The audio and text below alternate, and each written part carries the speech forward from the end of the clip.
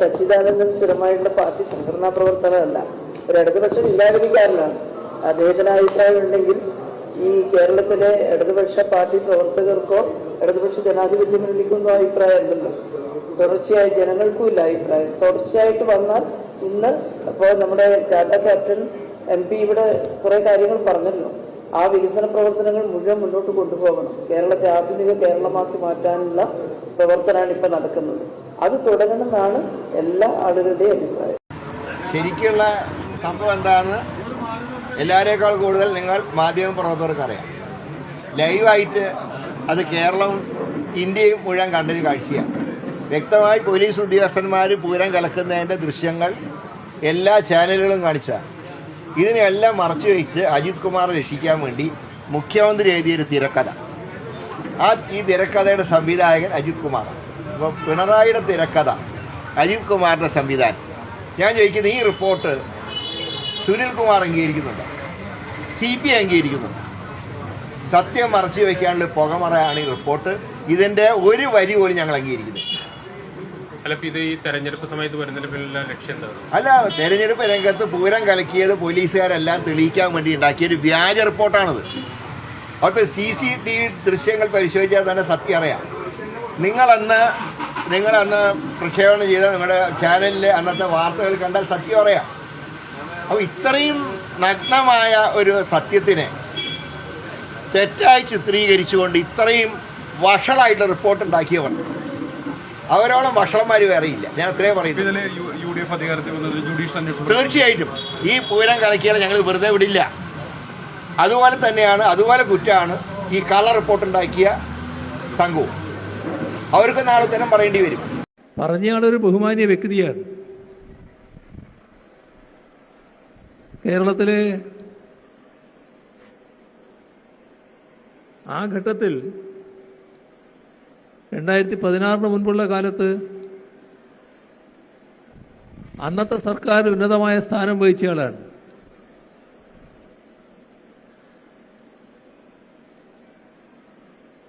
അദ്ദേഹം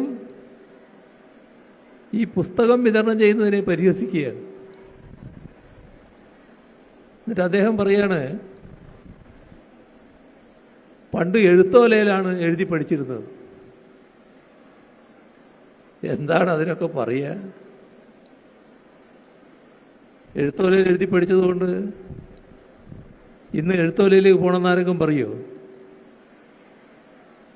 ആ എഴുത്തോലയിൽ എഴുതി പഠിക്കുന്ന കാലത്ത് അക്ഷരം നിഷിദ്ധമായിരുന്ന ഒട്ടേറെ ആളുകൾ ഈ കേരളത്തിലുണ്ടായിരുന്നു.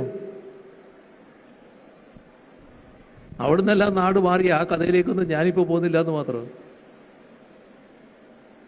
അവിടുന്നെല്ലാം നമ്മുടെ നാട് മാറിയല്ലോ, മാറ്റിയല്ലോ. ഇന്നെല്ലാ കുട്ടികളും സ്കൂളിൽ പോവുകയാണല്ലോ. പഴയ കാലം അതായിരുന്നില്ലല്ലോ. നമ്മുടെ തൊട്ടു മുൻപുള്ള 10 വർഷം മുൻപുള്ള കെടുകാര്യസ്ഥതയ്ക്ക് നേതൃത്വം കൊടുത്ത ഉത്തരവാദിയായ മനുഷ്യൻ പറയാണ്, പാഠപുസ്തകങ്ങൾ വിതരണം ചെയ്യുന്നതിൽ കാര്യമൊന്നുമില്ല എന്ന്. അത് കുട്ടികളെ സംബന്ധിച്ചിടത്തോളം പ്രധാനമാണ്, കുടുംബങ്ങളെ സംബന്ധിച്ചിടത്തോളം പ്രധാനമാണ്. ഏറ്റവും അധികം കുട്ടികളുടെ വിദ്യാഭ്യാസത്തിൽ താല്പര്യമെടുക്കുന്ന കുടുംബങ്ങളാണ് നമ്മുടെ കേരളത്തിലുള്ളത്. അവരെല്ലാം ഇതിൽ വലിയ തൽപരരാണ്. അതുകൊണ്ട് നാടിന് നേരെയുള്ള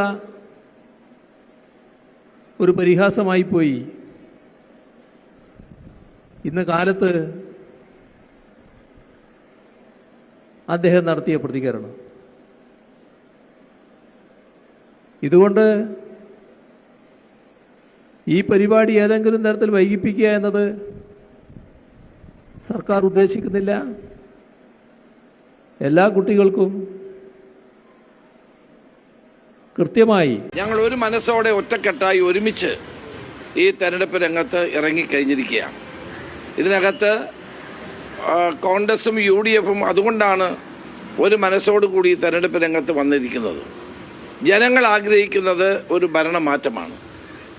10 വർഷം കേരളം ഭരിച്ച് ജനങ്ങൾക്കൊന്നും ചെയ്യാത്ത ഒരു ഭരണമാണിത്.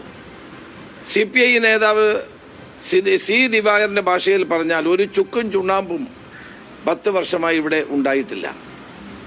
അതുകൊണ്ടാണ് കേരളത്തിലെ ചെറുപ്പക്കാർ വിദേശത്തേക്ക് പോകുന്നതെന്നാണ് അദ്ദേഹം പറഞ്ഞത്. ശരിയാണ്. അവരെ പോലെയുള്ള സീനിയറായിട്ടുള്ള കമ്മ്യൂണിസ്റ്റ് നേതാക്കന്മാരുടെ അഭിപ്രായങ്ങൾ ഗൗരവപൂർവ്വം കേരള സമൂഹം എടുക്കുമെന്ന് എനിക്ക് ഉറപ്പുണ്ട്. സച്ചിദാനന്ദൻ മാസ്റ്റർ പറയുന്നത് ഇനിയൊരു തുടർഭരണം കേരളത്തിൽ ഉണ്ടാകാൻ പാടില്ല, ഇടതുപക്ഷം നശിച്ചു പോകും, കമ്മ്യൂണിസ്റ്റ് പാർട്ടി ഇല്ലാതാകുമെന്നാണ് അദ്ദേഹം പറയുന്നത്. ഇതൊന്നും മനസ്സിലാകാത്ത ഒരാൾ മാത്രമേ ഉള്ളൂ, അത് കേരളത്തിൻ്റെ മുഖ്യമന്ത്രിയാണ്. അദ്ദേഹം വീണ്ടും ഒരിക്കൽ കൂടി നമ്മളെ ഭരിച്ചു കളയും എന്നുള്ള വാശിയോടുകൂടി പ്രവർത്തിക്കുകയാണ്.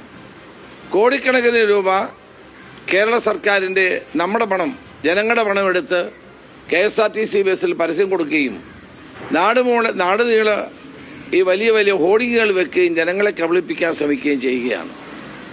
ഈ ഭരണ തകർച്ച വൈറ്റ് വാഷ് ചെയ്യാൻ വേണ്ടിയിട്ടാണ് ഈ പരസ്യങ്ങളെല്ലാം കൊടുത്തുകൊണ്ടിരിക്കുന്നത്. ഇതൊന്നും ജനങ്ങൾ കേന്ദ്ര യൂണിയൻ BJP ഗവൺമെൻറ്റിൻ്റെ തൊഴിലാളി വിരുദ്ധ നിലപാടിനെതിരെയാണ് ഇന്ന് ദേശവ്യാപകമായി BJP ഒഴികെയുള്ള തൊഴിലാളി സംഘടനകൾ പണിമുടക്കുന്നത്. കേരള സംസ്ഥാനത്ത് പണിമുടക്കി എല്ലാ ജില്ലാ കേന്ദ്രങ്ങളിലും അതുപോലെ പ്രധാനപ്പെട്ട കേന്ദ്രങ്ങളിലും തൊഴിലാളികൾ ധർണയും മറ്റ് സമരമാർഗങ്ങളും നടത്തുന്നതാണ്. തിരുവനന്തപുരത്ത് രാജ്ഭവന് മുന്നാകെയാണ് TP രാമകൃഷ്ണൻ CITUവിൻ്റെ സംസ്ഥാന പ്രസിഡന്റും LDFിൻ്റെ കൺവീനറുമായിട്ടുള്ള സഖാവിൻ്റെ നേതൃത്വത്തിൽ സമരം നടക്കുന്നത്. ഇത് രാജ്യത്തെ എല്ലാവർക്കും അറിയാവുന്നതുപോലെ കേന്ദ്ര BJP ഗവൺമെൻറ് നിരന്തരമായി തൊഴിലാളി വിരുദ്ധ നിലപാട് സ്വീകരിച്ചുകൊണ്ടിരിക്കുകയാണ്. ഏറ്റവും ഒടുവിൽ 29 നിയമങ്ങളെ റദ്ദ് ചെയ്ത് 4 കോഡുകളാക്കി മാറ്റിയിരിക്കുകയാണ്. കേരള സംസ്ഥാനം ഒരു കാരണവശാലും പുതിയ കോഡിൽ പറയുന്ന തൊഴിലാളി വിരുദ്ധമായിട്ടുള്ള നിലപാട് നടപ്പിലാക്കുന്ന പ്രശ്നമേ ഇല്ല. ഇവിടെ എല്ലാ രംഗത്തുമുള്ള ആൾക്കാരെ പങ്കെടുപ്പിച്ചുകൊണ്ട് ഒരു കോൺക്ലേവ് സംഘടിപ്പിക്കുന്നതിന് വേണ്ടി തയ്യാറായി. ആ കോൺക്ലേവിൽ ഒരു കമ്മിറ്റിയെ, സുപ്രീം കോടതിയിലെ റിട്ടയർഡ് ജഡ്ജി അടക്കം ഉള്ള ഒരു കമ്മിറ്റിയെ ഇത് പഠിക്കുന്നതിന് വേണ്ടി ചുമതലപ്പെടുത്തിയിട്ടുണ്ട്. ആ കമ്മിറ്റി പഠനം നടത്തിയ ശേഷം ഒരു റിപ്പോർട്ട് സമർപ്പിച്ചിട്ടുണ്ട്. ആ റിപ്പോർട്ടിൽ തൊഴിലാളി വിരുദ്ധ നിലപാട് എല്ലാം തന്നെ വ്യക്തമായി പറഞ്ഞിട്ടുണ്ട്.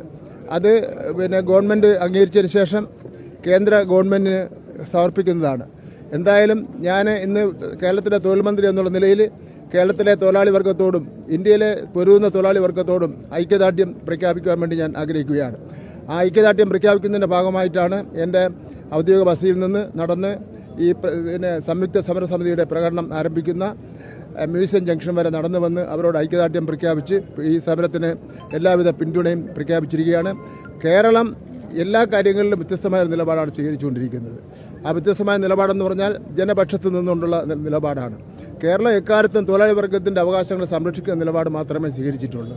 അപ്പം അതുകൊണ്ട് ഇന്ന് ഇവിടെ സംസ്ഥാനത്താകെ സമരം നടത്തുന്ന എല്ലാ തൊഴിലാളി വർഗത്തോടും തൊഴിലാളി സംഘടനകളോടും പ്രവർത്തകരോടും തൊഴിൽ മന്ത്രി എന്നുള്ള നിലയിൽ ഉള്ള അഭിവാദ്യങ്ങൾ അർപ്പിക്കുന്നു. നിങ്ങളുടെ അവകാശങ്ങൾ നേടിയെടുക്കുന്നതിന് വേണ്ടിയുള്ള എല്ലാ നിലപാടും കേരള ഗവൺമെൻറ് സ്വീകരിക്കുമെന്നുള്ള കാര്യം കൂടി സൂചിപ്പിച്ചുകൊണ്ട് എല്ലാവരെയും ഒരിക്കൽ കൂടി അഭിവാദ്യം ചെയ്തു.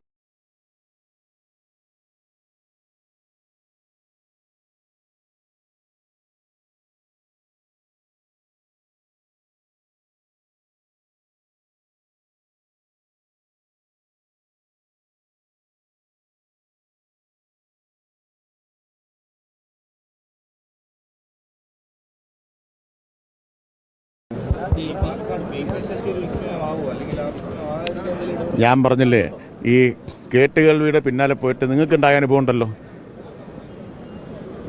1-ാം പേജിൽ നിങ്ങളെല്ലാം റിപ്പോർട്ട് ചെയ്ത കാര്യമായിരുന്നു സോണിയാഗാന്ധി ജോസ് കെ മാണിയെ വിളിച്ചെന്ന്.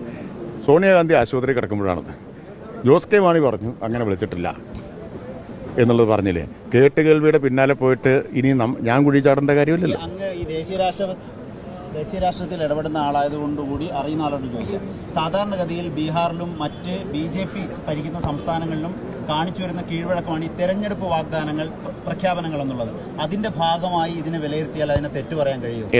ഈ ഇപ്പോൾ പ്രഖ്യാപിക്കുന്ന പദ്ധതികൾ കണക്ട് ടു വർക്ക് ആവട്ടെ, ഇപ്പോൾ പ്രഖ്യാപിച്ച സ്ത്രീ സുരക്ഷ പദ്ധതി പ്രഖ്യാപിക്കേണ്ട എന്നല്ല, പക്ഷേ തെരഞ്ഞെടുപ്പ് അടുത്തിരിക്കെ 2-3 മാസങ്ങൾക്ക് മുൻപ് പ്രഖ്യാപിക്കുന്നത് BJP ചെയ്യുന്നതിന്റെ തനിയാവർത്തനമല്ലേ, തെരഞ്ഞെടുപ്പ് പ്രഖ്യാപനമല്ലേ? കുറച്ച് വിഷമമുണ്ട് അല്ലേ? ഞാൻ പറഞ്ഞ ഈ ചോദ്യം ചോദിച്ചത് വളരെ നന്നായി. ഈ ചോദ്യം കേരളത്തിലെ മുഴുവൻ ആളുകളും ഒന്ന് കേൾക്കണം എന്നാണ് ഞാൻ ആഗ്രഹിക്കുന്നത്. ഞങ്ങൾ വാഗ്ദാനം പാലിക്കുന്നത് കുറ്റം അല്ല, വാഗ്ദാനം പാലിക്കുന്നത് കുറ്റം, വാഗ്ദാനം പാലിച്ചില്ലെങ്കിൽ അത് കുറ്റം. പക്ഷെ ആ കുറ്റം കണ്ടെത്താൻ കഴിയാത്തതുകൊണ്ട് അതാ നേരത്തെ പറഞ്ഞത്, ഇടതുപക്ഷം വീണ്ടും വന്നാലുള്ള ഒരു പ്രശ്നം ഇതാണ് ഈ പറഞ്ഞ ഈ ചോദ്യമാണ് പ്രശ്നം. ഞാൻ പറയാം, നോക്കൂ ഇടതുപക്ഷം വീണ്ടും വന്നാലുള്ള ഒരു പ്രശ്നം നിങ്ങളുടെ പ്രശ്നമാണ്. ഇവർ ഈ പറയുന്ന വാഗ്ദാനമൊക്കെ അങ്ങ് പാലിച്ചു കളയും. അതാണ് നിങ്ങളെ അലട്ടുന്ന ഒരു പ്രശ്നം. ഞങ്ങൾ വാഗ്ദാനം കൊടുക്കുകയല്ല, കൊടുത്ത വാഗ്ദാനം പാലിക്കുകയാണ് ചെയ്യുന്നത്. ഇനിയാവാം, ചോദ്യം ആവാം. ഇങ്ങനെയുള്ള ചോദ്യങ്ങൾക്ക് സ്വാഗതം പ്രത്യേകം. കാരണം ഞാൻ ഉത്തരം പറയുന്നതിനേക്കാൾ നല്ലതാണ് ഇത്തരം ചോദ്യങ്ങൾ. അതിനേക്കാൾ ലൗഡറാണ് ഇത്തരം ചോദ്യങ്ങൾ. 4.25 കൊല്ലം എന്തുകൊണ്ട് അത് ചെയ്യാതെ ആണോ? അത് ഞാൻ പറഞ്ഞുതരാം. അതാണ് ചോദ്യം. അതിപ്പോൾ പറഞ്ഞുതരാം. ഈ 4.25 കൊല്ലം കേരളത്തെ സാമ്പത്തികമായിട്ട് വരിഞ്ഞു മുറുക്കുകയും 1 ലക്ഷം കോടിയിലധികം രൂപ വെട്ടിച്ചുരുക്കുകയും ചെയ്തിട്ടും സർക്കാർ വാഗ്ദാനം പാലിച്ചു എന്നതാണ് ഇതിലെ വാർത്ത. മനസ്സിലായോ? അതാണ് ഇതിൻ്റെ പ്രത്യേകത. ഇവിടെ ഇപ്പോൾ നിങ്ങൾ ഏറ്റവും ഒടുവിൽ, നിങ്ങൾക്കിതൊന്നും പ്രശ്നമല്ല, ഏറ്റവും ഒടുവിൽ നെല്ലിന് പ്രോത്സാഹന ബോണസ് കൊടുക്കരുതെന്നാണ് കേന്ദ്രം പറയുന്നത്. നിങ്ങൾ ആർക്കെതിരെ വാർത്ത കൊടുക്കും? സംസ്ഥാന സർക്കാരിനെതിരെ വാർത്ത കൊടുക്കും. ആശയുടെ കാര്യത്തിൽ ഉണ്ടായതുപോലെ തന്നെയാണ്. നിങ്ങൾ ആരെങ്കിലും കേന്ദ്ര സർക്കാർ ചില്ലിക്കാശ് കൂട്ടാത്തത് അന്യായമായി പോയി എന്ന് ആരെങ്കിലും എഡിറ്റോറിയൽ എഴുതിയോ? ആശാമാർക്ക് എഴുതിയോ? ഞങ്ങളല്ലേ, കേരളത്തിലെ ഗവൺമെൻറ്റല്ലേ 2000 രൂപ വർദ്ധിപ്പിച്ചു കൊടുത്തത്. അപ്പോൾ 5 കൊല്ലം ഒരു ഗവൺമെൻറ്റിനെ വരിഞ്ഞു മുറുക്കിയിട്ട് മുണ്ടക്കൈ ചൂരൽമലയിലെ ദുരന്തബാധിതർക്ക് പോലും സഹായം കൊടുക്കാതിരുന്നിട്ട് എന്നിട്ടും ഞങ്ങൾ കൊടുത്ത വാഗ്ദാനം പാലിക്കുന്നു. അപ്പോൾ അത് എത്രത്തോളം UDFനെയും UDFിൻ്റെ നമുക്ക് ഇന്ന സ്ഥാനം വേണമെന്ന് വെച്ച് പ്രവർത്തിക്കുന്ന ഒരാളല്ല ഞാൻ. അപ്പൊ പാർട്ടി പ്രവർത്തിക്കുമ്പോൾ നമുക്ക് ധാരാളം സ്ഥാനങ്ങൾ ലഭിച്ചിട്ടുണ്ട്. നാളെ ചിലപ്പോൾ ലഭിക്കുമായിരിക്കും, ലഭിക്കാതിരിക്കാം. അതൊക്കെ ഇതിന്റെ ഭാഗമാണ്. അപ്പൊ അതുകൊണ്ട് ഏതെങ്കിലും ഒരു സ്ഥാനം കിട്ടിയില്ല എന്ന് വിചാരിച്ച് നിരാശരായി വീട്ടിയിരിക്കുന്ന ആളല്ല ഞാൻ. കഴിഞ്ഞ 5 വർഷം ജനങ്ങളുടെ ഇടയിൽ പ്രതിപക്ഷ നേതാവ് ആയിരുന്ന കാലഘട്ടത്തെക്കാൾ കൂടുതൽ പ്രവർത്തിച്ച ഒരാളാണ് ഞാൻ. എവിടെ ചെല്ലുമ്പോഴും നല്ല ജനക്കൂട്ടം, എവിടെ ചെല്ലുമ്പോഴും ജനങ്ങളുടെ നല്ല സ്വീകരണം, ജനങ്ങളോടൊപ്പം നിൽക്കുന്നു. അതല്ലേ വലുത്. പാലക്കാട് നല്ല ഊർജ്ജസ്വലനായിട്ടുള്ള പാലക്കാട് മണ്ഡലം നിലനിർത്താൻ കഴിയുന്ന സ്ഥാനാർത്ഥിയെ കോൺഗ്രസ് പ്രഖ്യാപിക്കും. അല്ല, ഊർജ്ജസ്വലം എന്ന് പറയുന്നത് സ്ഥാനാർത്ഥിയായിട്ട് മത്സരിക്കാൻ കഴിവുള്ള ഒരാളെന്നാണ് ഞാൻ ഉദ്ദേശിച്ചത്. അങ്ങനെയൊന്നും തീരുമാനിച്ചിട്ടില്ല. അത്തരത്തിലൊന്നും തീരുമാനിച്ചു. ഊർജ്ജസ്വലത എന്ന് പറഞ്ഞാൽ വനിതയ്ക്കും പുരുഷനൊക്കെ ഊർജ്ജസ്വലത ഉണ്ടാവും. ഊർജ്ജസ്വലതയുള്ള സ്ഥാനാർത്ഥിയായിരിക്കും പാലക്കാട്. അതെ, ഇവരുടെ ചെറുപ്പക്കാരായിട്ടുള്ള ചില MLA-മാരാണല്ലോ ഈ സൈബർ സംഘത്തിന് നേതൃത്വം കൊടുക്കുന്നത്. എന്തൊക്കെ എന്നെ ഇങ്ങനെ അധിക്ഷേപിച്ചു, അത് എല്ലാവർക്കും അറിയാം. നമ്മൾ ഈ നാട്ടിൽ പ്രവർത്തിക്കുന്ന രാഷ്ട്രീയ പ്രവർത്തകരാണല്ലോ. നേരത്തെ ഉപദ്രവിക്കപ്പെട്ട പെൺകുട്ടികളെ അടക്കം അപഹസിച്ചുകൊണ്ടും പരിഹസിച്ചുകൊണ്ടും പോട്ടെ, സ്വന്തം പാർട്ടി ലീഡർമാരെ അപഹസിച്ചുകൊണ്ട് കൊടുത്തില്ലേ?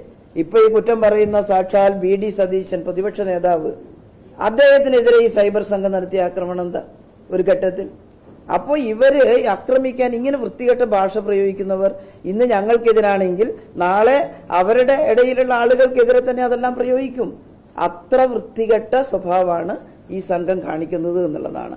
ഞാനൊരു പാർട്ടിയിലും ചേരാൻ ഉദ്ദേശിക്കുന്നില്ല, അതാണ് അതിൻ്റെ വാസ്തവം. പക്ഷേ നിങ്ങൾ ഉൾപ്പെടെയുള്ള ആളുകൾക്ക് പിന്നെ ഞാൻ അംഗത്വത്തിലേക്ക് വരാൻ എന്തൊക്കെ ചെയ്തു എന്ന് അറിയാനുള്ള ഒരു ആകാംക്ഷ സ്വാഭാവികമായിട്ടുണ്ടാവും. അതുകൊണ്ട് ഞാൻ എഴുതി പോയതാണ്. പല സ്ഥലത്തും പല പാർട്ടിയിൽ നിന്ന് വരുന്ന ആളുകളെ അക്കോമഡേറ്റ് ചെയ്യുന്നത് നല്ലതാണത്. നമ്മൾ പാർട്ടിയെ ശക്തിപ്പെടുത്താനാണ് പ്രവർത്തിക്കുന്നത്. അപ്പോൾ ഇതിനകത്ത് പ്രവർത്തിക്കുന്ന ആളുകൾക്ക് സ്പേസ് ഉണ്ടാവണം എന്നാണ് എന്നെപ്പോലുള്ള ആയിരക്കണക്കിന് ആളുകൾ വിചാരിക്കുന്നത്. ഞാൻ മാത്രമല്ല, ഒരുപാട് കാസർഗോഡ് മുതൽ തിരുവനന്തപുരം വരെ ബലിയാടുകളായിട്ടുള്ള, വിഭാഗീയതയുടെ പേരിൽ ബലിയാടുകളായിട്ടുള്ള ഒരുപാട് ആളുകൾ ജീവിതം നഷ്ടപ്പെട്ടിരിക്കുന്നുണ്ട്. അവരുടെ ശബ്ദമാണ് ഞാൻ പറഞ്ഞത്. തീരുമാനം എടുക്കുന്നത് ചെറിയൊരു ദോശ ചുട്ടെടുക്കുന്നത് പോലെ തീരുമാനങ്ങളല്ലല്ലോ. ആളുകളുടെ വ്യക്തിത്വത്തെയും അതുപോലത്തെ നയത്തെയും ഒക്കെ ബാധിക്കുന്ന വിഷയങ്ങളാണ്. അതുകൊണ്ട് എനിക്ക് വളരെ വേണ്ടപ്പെട്ട, എന്നെ സ്നേഹിക്കുന്ന, പാർട്ടിക്കകത്തും പാർട്ടിക്ക് പുറത്തുമുള്ള ആളുകളായിട്ട് വളരെ ആഴത്തിൽ ആലോചിക്കാനുണ്ട്. അല്ല, മെമ്പർഷിപ്പ് എന്നുള്ളത് ഇപ്പോൾ ഞാൻ പറഞ്ഞപ്പോൾ എന്താ വെച്ചാൽ അംഗത്വം ഒരു കമ്മ്യൂണിസ്റ്റുകാരനെ സംബന്ധിച്ച് അംഗത്വം ഇല്ലെങ്കിലും പ്രവർത്തിക്കാം, അനുഭാവിയായി പ്രവർത്തിക്കുന്ന ഒരു കുഴപ്പമില്ല. പക്ഷെ എന്നെ പുറത്താക്കിയത് എന്തിനാണെന്നുള്ളത് എനിക്ക് മനസ്സിലായിട്ടില്ല. എൻ്റേതല്ലാത്ത കാരണം കൊണ്ട് എന്നെ പുറത്താക്കിയതാണ്. അതെനിക്ക് നല്ല വിശ്വാസമുണ്ട് ആ കാര്യത്തിൽ. ഞാൻ എന്താണ് ഇനി തിരുത്തേണ്ടത്? ഈ 12 വർഷം ഞാൻ എന്താണ് തിരുത്തേണ്ടത്? എൻ്റെ ഭാഗത്ത് നിങ്ങൾക്കറിയാം, പാലക്കാട് ജില്ലയിൽ തന്നെ പാർട്ടി സംസ്ഥാന സെക്രട്ടറിയെ പൊതുയോഗത്തിൽ വെച്ചിട്ട് പറയാൻ പാടില്ലാത്ത വാചകങ്ങൾ പറഞ്ഞു. ഞാൻ ഈ വാക്ക് പറയുന്നില്ല. അവരൊക്കെ പാർട്ടി ജില്ലാ കമ്മിറ്റിയിലാണ്. പാർട്ടിക്കെതിരെ വിമത കൺവെൻഷൻ നടത്തി, പഞ്ചായത്തുകൾ തോറും വിമത കൺവെൻഷൻ നടത്തി അവർ ജില്ലാ കമ്മിറ്റിയിലുണ്ട്. ഈ കഴിഞ്ഞ 7-8 മാസം മുമ്പ് ഉപതെരഞ്ഞെടുപ്പ് സമയത്ത്, ഒരു കൊല്ലം മുമ്പ്, പാർട്ടി ജില്ലാ സെക്രട്ടറി വർഗീയവാദി എന്ന് പറഞ്ഞ് ആക്ഷേപിച്ച് പുറത്തുപോയ ആൾ ഏരിയ കമ്മിറ്റിയിലുണ്ട്. ഇത് പാലക്കാട് ജില്ലയിൽ ഈ അടുത്ത കാലത്ത് നടന്ന സംഭവങ്ങളാണ് ഞാൻ പറയുന്നത്. ഞാൻ അങ്ങനെ എന്തെങ്കിലും ചെയ്തതായിട്ട് നിങ്ങളുടെ അറിവിലുണ്ടോ? അല്ല, ഞാൻ അങ്ങനെ ഒരു ഉപാധി വെക്കുകയോ അല്ലെങ്കിൽ ഒരു ബ്ലാക്ക് മെയിലിംഗ് അല്ലെങ്കിൽ അത്തരത്തിലൊരു സംഗതിയൊന്നും ഞാൻ പറഞ്ഞിട്ടില്ല. ഒരു വിവാദം വന്നപ്പോൾ KPCC നേതൃത്വം എന്നെ ബന്ധപ്പെട്ടു. നിങ്ങൾക്ക് കിട്ടിയ വാർത്തയാണ്, ഞാൻ പറഞ്ഞതല്ല. ആ വാർത്ത എന്നോട് നിങ്ങൾ സംശയം ദൂരീകരിക്കാൻ വേണ്ടി ചോദിച്ചപ്പോൾ എനിക്കത് ചില കാര്യങ്ങൾ വ്യക്തമാക്കേണ്ടി വന്നു. അതുകൊണ്ട് ഞാൻ ഫേസ്ബുക്ക് പോസ്റ്റ് ഇട്ടത്. അല്ല, പാർട്ടിയിൽ വരുന്ന കുറേ ആളുകൾ, ഇപ്പം നിങ്ങൾക്കറിയാം, കഴിഞ്ഞ കൊല്ലം സംസ്ഥാന സമ്മേളനത്തിൽ 2016 ശേഷം വന്ന പാർട്ടി അംഗങ്ങളുടെ ശതമാനവും എണ്ണവും നിങ്ങളൊന്ന് പരിശോധിച്ചാൽ മതി. അതെന്തുകൊണ്ടാണ് അവർ വരുന്നത്? അജണ്ടകൾ നിശ്ചയിച്ചുകൊണ്ടാണ് ഈ പാർട്ടിക്കകത്ത് ആളുകൾ വരുന്നത്. അത് പാർട്ടിക്കകത്ത് പുഴുക്കുത്തുകൾ കടന്നുകൂടാൻ കാരണം അജണ്ടകൾ നിശ്ചയിച്ച് വരുന്ന ആളുകൾക്ക് ചില അജണ്ട ഉണ്ടാവും. 10 കൊല്ലത്തിനിടയ്ക്ക് പാർട്ടി മെമ്പർഷിപ്പ് വന്ന ആളുകളെ സംബന്ധിച്ച് എനിക്കറിയാം. ആ ആളുകൾ കടന്നുകൂടി ബൂർഷ സ്വഭാവമുള്ള പാർട്ടിയിലേക്ക് പോലും പാടില്ലാത്ത ആൾക്കാർ ഈ പാർട്ടിയിൽ കടന്നുകൂടിയുണ്ട്. അവരെ ഇന്ന് രാജ്യവ്യാപകമായി ഇന്ത്യൻ തൊഴിലാളി വർഗം പണിമുടക്കുകയാണ്. കഴിഞ്ഞ പണിമുടക്ക് സമരത്തിൽ 25 കോടി തൊഴിലാളികൾ പങ്കെടുത്തു എന്നതാണ് വിവരം. ഇന്ന് ഉച്ചയാകുമ്പോഴേക്കും, ഇന്നലെ രാത്രി 12 മണിക്കാണ് പണിമുടക്ക് സമരം ആരംഭിച്ചത്. ഉച്ചയാകുമ്പോഴേക്കും ഇന്ത്യയിൽ എത്ര തൊഴിലാളികൾ പണിമുടക്കി എന്നുള്ള വിവരം മനസ്സിലാക്കാൻ കഴിയും. 25 കോടിയിൽ പരം തൊഴിലാളികൾ ഈ പണിമുടക്കിൽ പങ്കാളികളാകുമെന്ന കാര്യത്തിൽ സംശയമില്ല. തൊഴിൽ സമയം, മിനിമം കൂലി, തൊഴിലാളികൾ ഇന്ന് അനുഭവിച്ചുകൊണ്ടിരിക്കുന്ന നാനാതരത്തിലുള്ള അവകാശങ്ങൾ, ഇതെല്ലാം നിഷേധിച്ചുകൊണ്ടാണ് ലേബർ കോഡ് ഇന്ത്യയിൽ നടപ്പിലാക്കുന്നത്. അതിനനുസരിച്ചുള്ള പ്രതികരണം ഉണ്ടാകും എന്ന് തന്നെയാണ് ഞങ്ങൾ പ്രതീക്ഷിക്കുന്നത്. ഈ പണിമുടക്കിൻ്റെ മറ്റൊരു പ്രത്യേകത, തൊഴിലാളി വർഗത്തോടൊപ്പം ഇന്ത്യയിലെ കൃഷിക്കാരും പങ്കെടുക്കുന്നു എന്നുള്ളതാണ്. കൃഷിക്കാർക്ക് സർക്കാർ നൽകിയ ഉറപ്പ്, ഡോക്ടർ സ്വാമിനാഥൻ കമ്മീഷൻ റിപ്പോർട്ടിൻ്റെ അടിസ്ഥാനത്തിൽ എല്ലാ കാർഷികോൽപ്പന്നങ്ങൾക്കും താങ്ങുവില നിശ്ചയിക്കുമെന്നുള്ളതാണ്. കേന്ദ്ര ഗവൺമെൻറ് നടപ്പിലാക്കിയിട്ടില്ല. വൈദ്യുതി മേഖല സ്വകാര്യവൽക്കരിക്കില്ല എന്ന് ഉറപ്പ് നൽകിയതാണ്. വൈദ്യുതി മേഖല സ്വകാര്യവൽക്കരിക്കുന്നതിനുള്ള നീക്കമാണ് നടക്കുന്നത്. അപ്പോൾ ഇത്തരമൊരു സാഹചര്യത്തിൽ രാജ്യവ്യാപകമായി കൃഷിക്കാരും കർഷക തൊഴിലാളികളും ഈ പണിമുടക്കിനോടൊപ്പം ചേരുന്നുണ്ട്. കേന്ദ്ര ഗവൺമെൻറ് ജീവനക്കാർ, സംസ്ഥാന ഗവൺമെൻറ് ജീവനക്കാർ, അധ്യാപകർ എല്ലാവരും ഈ പണിമുടക്കിൻ്റെ ഭാഗമായി മാറുകയാണ്. അങ്ങനെ സാർവത്രികമായ എല്ലാ ജനവിഭാഗങ്ങളെയും ബാധിക്കുന്നതാണ് ഈ പണിമുടക്ക്. ഈ പത്രപ്രവർത്തക മേഖലയിൽ വേജ് ബോർഡ് ശുപാർശകൾക്കനുസൃതമായിട്ടാണ് അവരുടെ കൂലിയും മറ്റാനുകൂല്യങ്ങളും നിർണ്ണയിക്കപ്പെടുന്നത്. എന്നാൽ വേജ് ബോർഡ് ശുപാർശകൾ നടത്താൻ കഴിയാത്ത നിലയിൽ പത്രപ്രവർത്തകർ കൂടി ഈ ലേബർ കോഡിൻ്റെ പരിധിക്കകത്ത് വന്നു എന്നുള്ളതാണ് മനസ്സിലാക്കേണ്ടത്. ഇത്തരമൊരു വളരെ പ്രധാനപ്പെട്ട ഒരു പണിമുടക്ക് സമരം ഇന്ത്യയിലെ തൊഴിലാളി വർഗം നടത്തുമ്പോൾ കേരളത്തിലെ ഗവൺമെൻറ് വേറിട്ട നിലപാടെടുക്കുന്നു. ആ നിലപാടിൻ്റെ പ്രതീകമാണ് കേരളത്തിൻ്റെ തൊഴിൽ വകുപ്പ് മന്ത്രി ഈ തൊഴിലാളികളോടൊപ്പം വന്നു ചേർന്നത് എന്നുള്ളതാണ് അതിൻ്റെ പ്രത്യേകത. എല്ലാ പാർട്ടികളും ഈ പണിമുടക്കിനോടൊപ്പമാണ്. ഇന്ത്യയിൽ BMS ഒഴിച്ചുള്ള എല്ലാ കേന്ദ്ര ട്രേഡ് യൂണിയൻ സംഘടനകളും ഈ പണിമുടക്കിനോടൊപ്പമാണ്. കോൺഗ്രസിൻ്റെ പ്രമുഖ നേതാവായ പ്രധാനമന്ത്രിയെ കണ്ടിരുന്നു, അദ്ദേഹവുമായിട്ട് സംസാരിച്ചു. പിന്നെ അദ്ദേഹം ഡീപ്പായിട്ട് ഓരോ പ്രവർത്തകരോടും അവരുടെ വ്യക്തിപരമായ പശ്ചാത്തലം, പിന്നെ കേരളത്തിലെ പ്രവർത്തനവുമായി ബന്ധപ്പെട്ടുള്ള സാധ്യതകൾ, അദ്ദേഹത്തിൻ്റെ അനുഭവങ്ങൾ, അതോടൊപ്പം തന്നെ ഗുജറാത്തിലെ അനുഭവങ്ങൾ, ഇങ്ങനെയൊക്കെയുള്ള കാര്യങ്ങൾ വളരെ ഡീറ്റെയിൽ ആയിട്ട് ഒരു 1.5-2 മണിക്കൂറോളം അദ്ദേഹം നന്നായിട്ട് ഇൻട്രാക്ട് ചെയ്തു. പിന്നെ കേരളത്തിൽ എങ്ങനെയാണ് പ്രവർത്തിക്കേണ്ടതെന്നുള്ളതിനെക്കുറിച്ചുള്ള ഒരു വ്യക്തമായിട്ടുള്ള മാർഗ്ഗനിർദ്ദേശം ഓരോ പ്രവർത്തകർക്കും അവരുടെ കാര്യങ്ങൾ ചോദിച്ചറിഞ്ഞ ശേഷം നൽകി. അതാണ് അതിനെക്കുറിച്ച് എന്തെങ്കിലും പറയാം? അതെ, അതാണ് ഞാൻ പറഞ്ഞത്.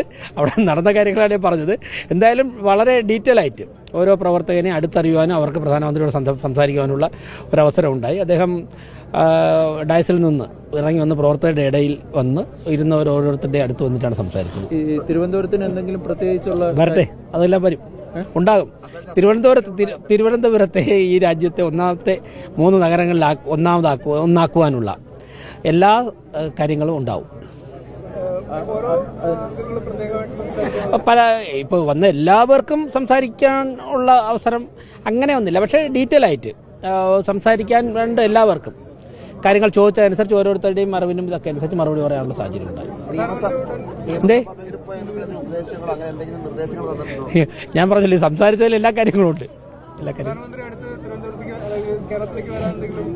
അതിനെക്കുറിച്ചുള്ള ഡേറ്റ് ഒന്നും ഞങ്ങളോട് പറഞ്ഞില്ല. സ്വാഭാവികമായിട്ടും നിയമസഭാ തെരഞ്ഞെടുപ്പൊക്കെ വരുമ്പോഴേക്കും ഉണ്ടാവുമല്ലോ പ്രചരണത്തിനും. ഈ പൊതു ബഡ്ജറ്റ് ഒരു നിരാശയായിരുന്നു. അപ്പം നല്ല ആത്മവിശ്വാസം നൽകുന്ന ബഡ്ജറ്റാണ്. 5000 കോടി രൂപയാണ് സിറ്റി പ്രധാനപ്പെട്ട നഗരങ്ങൾക്കൊക്കെ വരാൻ പോകുന്നത്. ഇന്ന് മനോഹർലാൽ ഖട്ടാർജി രാവിലെ അദ്ദേഹം ഉണ്ടായിരുന്നല്ലോ, അർബൻ ഡെവലപ്മെന്റ് മിനിസ്റ്റർ. അത് നേടിയെടുക്കാനുള്ള പരിശ്രമം, അത് നേടിയെടുക്കാനുള്ള കാര്യങ്ങൾ ചെയ്യണമെന്ന് അദ്ദേഹം അഡ്വൈസ് ചെയ്തു. നല്ല ബഡ്ജറ്റല്ലേ? ഓക്കെ. ഏകാലത്തും പൂരം നടത്തിപ്പിന്റെ പ്രധാനപ്പെട്ട ഉത്തരവാദിത്തം ജില്ലാ ഭരണകൂടത്തിന്, ജില്ലാ കലക്ടർക്കാണ്. ഈ കലക്ടറാണ് സത്യം പറഞ്ഞാൽ ഉദ്യോഗസ്ഥന്മാർ ഏതെങ്കിലും ഒരു ഉയർന്ന ഉദ്യോഗസ്ഥൻ അതിൽ പ്രധാനപ്പെട്ട പങ്കാളി ആണ് എങ്കിൽ അത് ഒന്നാമത്തെ പ്രതിയായിട്ട് വരേണ്ട ആള് അന്നത്തെ ജില്ലാ കലക്ടറാണ്. ഞാൻ ആ റിപ്പോർട്ട് പത്രങ്ങളിലൂടെ വായിച്ച അതിന്റെ ഒറിജിനൽ റിപ്പോർട്ട് ഞാൻ വായിച്ചിട്ടില്ല. പക്ഷേ ഞാൻ മനസ്സിലാക്കുന്നത് നേരത്തെ കൊടുത്തിട്ടുള്ള നിർദ്ദേശിക്കപ്പെട്ടത് പ്രകാരം ഈ വിഷയവുമായി ബന്ധപ്പെട്ട് 3 തട്ടിലുള്ള അന്വേഷണം നടന്നിട്ടുണ്ട്. ആ അന്വേഷണത്തിന്റെയും കൂടി അടിസ്ഥാനത്തിൽ ADGPയുടെ റിപ്പോർട്ടിന്റെയും കൂടി അടിസ്ഥാനത്തിൽ ഗവൺമെന്റ് എന്താണ് തീരുമാനമെടുക്കുക എന്നുള്ളതാണ് ഞാൻ കാത്തിരിക്കുന്നത്. ഗവൺമെന്റ് ഒരു ഉചിതമായ തീരുമാനം എടുക്കുമെന്നാണ് ഞാൻ പ്രതീക്ഷിക്കുന്നത്. ഇതിനകത്ത് കേട്ടൊരു കാര്യം, തിരുവമ്പാടി ദേവസ്വത്തെ ഇതിനകത്ത് പ്രതി ചേർക്കുന്ന രീതിയിലുള്ള നിലപാടിനോട് എനിക്ക് യോജിപ്പില്ല. കാരണം ഒരു ദേവസ്വം പൂരം അലങ്കോലപ്പെടുത്തും എന്ന് ഞാൻ ഒരിക്കലും വിശ്വസിക്കില്ല. പക്ഷെ ആ ദേവസ്വത്തിനകത്തുള്ള ചില വ്യക്തികൾ അതിൽ ആരൊക്കെയാണ് പങ്കാളികളായിട്ടുള്ളത് എന്ന കാര്യം വ്യക്തമായിട്ട് മനസ്സിലാക്കേണ്ടതുണ്ട്. ഇതിന്റെ പിന്നിലൊരു രാഷ്ട്രീയമായ ഗൂഢാലോചന ഉണ്ടായിട്ടുണ്ട്. ആ രാഷ്ട്രീയ ഗൂഢാലോചനയാണ് പുറത്തു വരേണ്ടത്. ആ രാഷ്ട്രീയ ഗൂഢാലോചന നടത്തിയിട്ടുള്ളത് ഇതിന്റെ ഈ പൂരം അലങ്കോലപ്പെടുത്തുന്നതിലൂടെ അതിന്റെ രാഷ്ട്രീയമായ ലാഭം കൊയ്തിട്ടുള്ള ആ പ്രസ്ഥാനവും അതുമായി ബന്ധപ്പെട്ട ആളുകൾക്കാണ് ഈ പൂരം കലക്കലിന്റെ പ്രധാനപ്പെട്ട ഉത്തരവാദിത്തം. അവർക്ക് സഹായകമായ നിലപാടുകൾ ഈ ദേവസ്വത്തിൽ ചില ആളുകൾ എടുത്തിട്ടുണ്ട് എന്നുള്ള വസ്തുതയാണ്. ചില പോലീസ് ഉദ്യോഗസ്ഥന്മാരുടെ ഭാഗത്തുണ്ടായിട്ടുണ്ട്.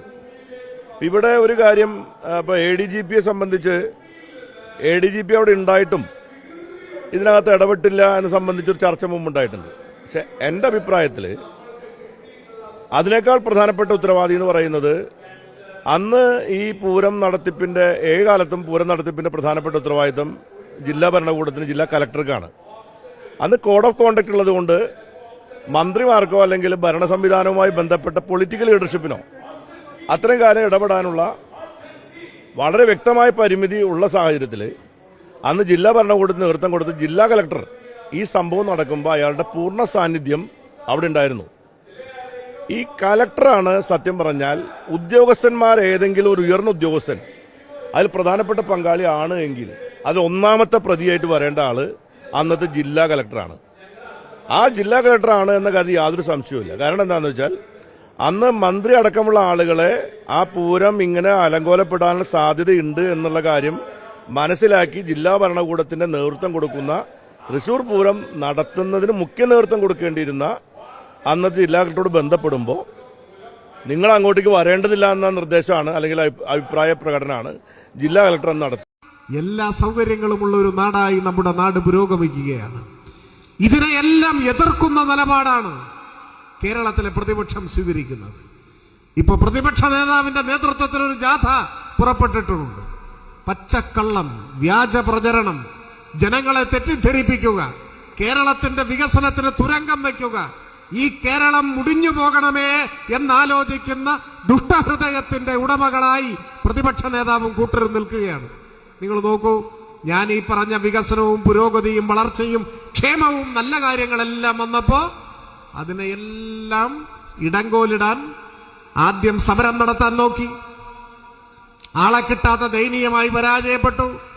കഴിഞ്ഞ 10 കൊല്ലത്തിനിടയിൽ ഒരിക്കലെങ്കിലും കേരളത്തെ പിടിച്ചു കുലുക്കിയ 10,000 അണിനിരന്ന ഒരൊറ്റ സമരം പ്രതിപക്ഷത്തിന് നടത്താൻ കഴിഞ്ഞിട്ടുണ്ടോ? ഇല്ല. ഒരുപാട് ശ്രമിച്ചു നോക്കി, ആരെയും കിട്ടുന്നില്ല. 1-2 ദിവസം സമരമെന്ന് പറഞ്ഞ് പോലീസ് ബാരിക്കേഡിന്റെ മുകളിൽ കയറി ചില അഭ്യാസങ്ങളൊക്കെ കാണിക്കും, അതോടുകൂടി അവസാനിക്കും. കേരളത്തിലെ ജനങ്ങളെ സ്വാധീനിച്ച ഒരൊറ്റ സമരം നടത്താൻ കഴിഞ്ഞിട്ടില്ല. അങ്ങനെ ഒരു സാഹചര്യം ഉണ്ടായില്ല. അതാണ്. അപ്പോഴോ ജനപിന്തുണയില്ലാതെയായപ്പോ ബഹുമാന്യനായ പ്രതിപക്ഷ നേതാവിന്റെ നേതൃത്വത്തിൽ ഏത് നല്ല കാര്യം വന്നാലും അപ്പ കോടതിയിൽ പോകും. കോടതിയിൽ പോയി കേസ് കൊടുത്ത് മുടക്കാൻ നോക്കും. ജനങ്ങളെ അണിനിരത്താനാവാത്തയാൾ വക്കീലിനെ പിടിച്ച് കോടതിയിൽ പോയി കേസ് നടത്തി തോൽപ്പിക്കാൻ പോവുക. എല്ലാ കേസിലും പ്രതിപക്ഷ നേതാവ് തോറ്റു. കെ ഫോണിനെതിരെ, AI ക്യാമറയ്ക്കെതിരെ, കോവിഡ് കാലത്ത് മലയാളിയുടെ ജീവൻ രക്ഷിക്കാൻ LDF സർക്കാർ അശ്രാന്ത പരിശ്രമം നടത്തുമ്പോ സ്പ്രിംഗ്ലറിനെതിരെ ഒക്കെ കേസിന് പോയി. എല്ലാ കേസിലും തോറ്റു. അവസാനം ഇതൊരു ശല്യമായി മാറിയപ്പോ ബഹുമാനപ്പെട്ട ഹൈക്കോടതി പ്രതിപക്ഷ നേതാവിനോട് ചോദിച്ചു, പബ്ലിക് ഇൻട്രസ്റ്റ് ലിറ്റിഗേഷനാണ്, പൊതു താൽപര്യ ഹർജി. കോടതി ചോദിച്ചു, ഇതിലെവിടെയാണ് പബ്ലിക് ഇൻട്രസ്റ്റ്? ഇതിൽ പബ്ലിക് ഇൻട്രസ്റ്റ് അല്ല, നിങ്ങൾക്ക് പബ്ലിസിറ്റി ഇൻട്രസ്റ്റ് ആണ്. അല്ലേ? കേരളത്തിന്റെ ചരിത്രത്തിൽ ഇതിനു മുൻപ് ഒരു പ്രതിപക്ഷ നേതാവിനും ബഹുമാനപ്പെട്ട കോടതിയിൽ നിന്ന് ഇങ്ങനെ ഒരു ആക്ഷേപം കേൾക്കേണ്ടി വന്നിട്ടില്ല. കോടതി ചോദിക്കുകയാണ്, ഇയാൾക്ക് പബ്ലിസിറ്റി ഇൻട്രസ്റ്റ് ആണോ, ആളാവാൻ നോക്കുകയാണോ എന്നാണ് മലയാളം. കോടതി പരമാവധി അത്രയ്ക്കേ പറയൂ. സത്യത്തിൽ പ്രതിപക്ഷ നേതാവിന്റെ കരണത്ത് കോടതി ആഞ്ഞൊരു പ്രഹരം കൊടുത്തിരിക്കുകയാണ് ആ ഒരൊറ്റ ചോദ്യത്തിലൂടെ. നിങ്ങൾക്ക് പബ്ലിസിറ്റി ഇൻട്രസ്റ്റ് ആണോ? എന്നിട്ട് ആ ഹർജി എടുത്ത് ചവറ്റുകൊട്ടയിൽ വലിച്ചെറിഞ്ഞു. നിങ്ങൾ ആലോചിച്ചു നോക്കൂ.